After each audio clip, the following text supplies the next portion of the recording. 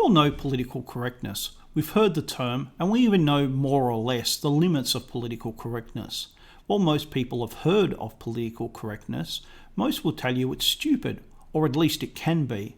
But modern society has a more complex relationship with this idea than most people think. Political correctness is the idea that there are some things that just shouldn't be said. Not just words, but even entire topics you shouldn't talk about. But this gets people confused because before political correctness, there were also words and topics you weren't supposed to talk about. What's particularly confusing is that things that you once weren't supposed to talk about are now freely spoken about, and things that were once freely spoken about are now regarded as politically incorrect and as things that shouldn't be mentioned. Lots of people don't like it, but they have adjusted to it, even if it's just to get by. Most people are happy to talk about the idea of free speech. The reality is that nearly everyone has words and topics they regard as taboo, things that they just don't want to hear or be a part of, things that make them uncomfortable, and that's normal. Every person has their limits. In the past, forbidden words or topics were normally regarded as having a time and a place. They could be said in the right place or to the right people, but political correctness is different. The purpose is not to restrict speech, but to control how people speak, think, and how they interact with other people. It's not about being polite or modest or discreet. It is about making sure that certain topics are only spoken about in the correct manner. It's quite an achievement to have done this. I remember growing up during the Cold War and people saying, "It's a free country, I can say anything I please." And it was true, and they did. In the 70s and 80s, political correctness gained ground. It was influential in the government and in universities, but outside of those places it was ridiculed and ignored for the most part.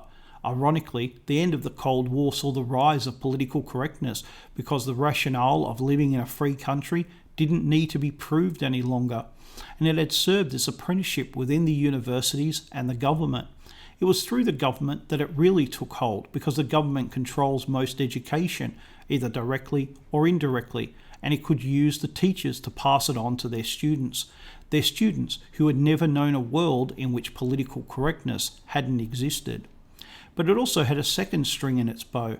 As society became rougher in speech because of social changes from the 1960s, many people wanted things to be nicer, for words to be nicer, and for some type of restraint to be imposed on those who couldn't or wouldn't restrain themselves. Political correctness came to the rescue.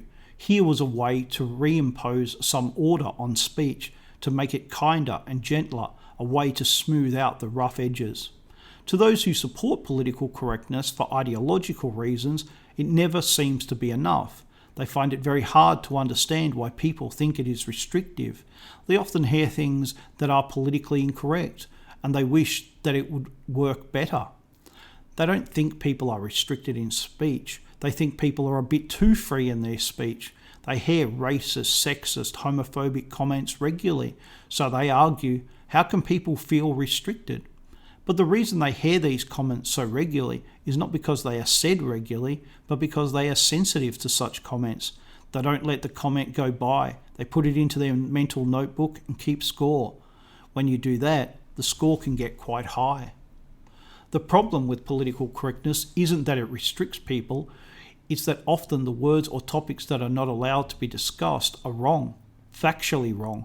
The assumption made for most of the forbidden things within political correctness is that equality is the highest order. Racism is wrong because it assumes that different races are not equal. Sexism is wrong because it implies that men and women are not equal, and so on and so forth. But if everyone is equal, then that means that everyone is the same and that there is nothing unique about it. You cannot be exactly the same and unique, but that is the claim. For a good portion of the population, this claim is absurd.